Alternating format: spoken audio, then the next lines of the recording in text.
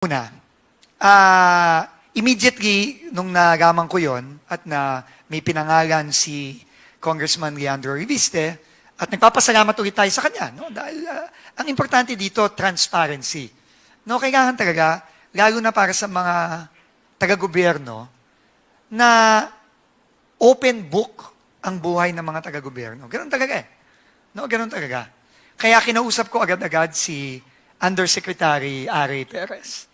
At sinabi ko sa kanya na niname ka ni Congressman Reviste, although si Congressman Reviste din naman nagsabi na these are based on rumors, etc.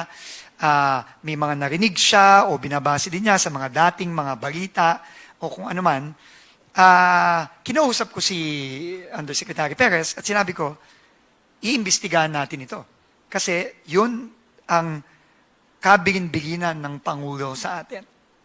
Na kailangan linisin natin ang DPWH. At ang paglilinis ay walang sinisino, walang sinasanto.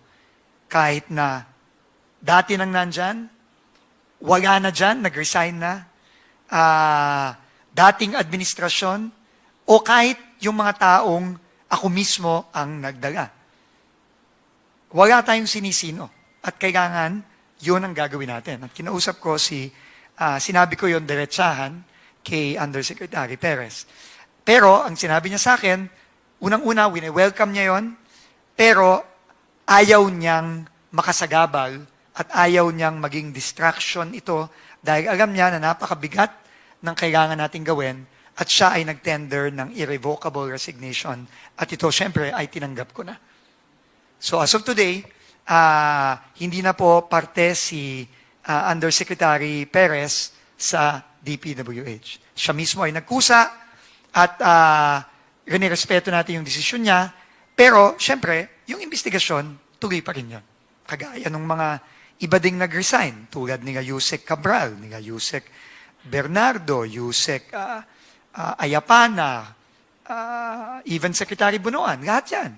No? Hindi porket na nag-resign, hindi natin imbestigahan.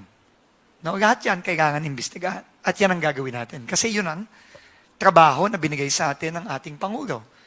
Na wala tayong sisinuhin, wala tayong sasantuhin, at kailangan linisin natin ang DPWH.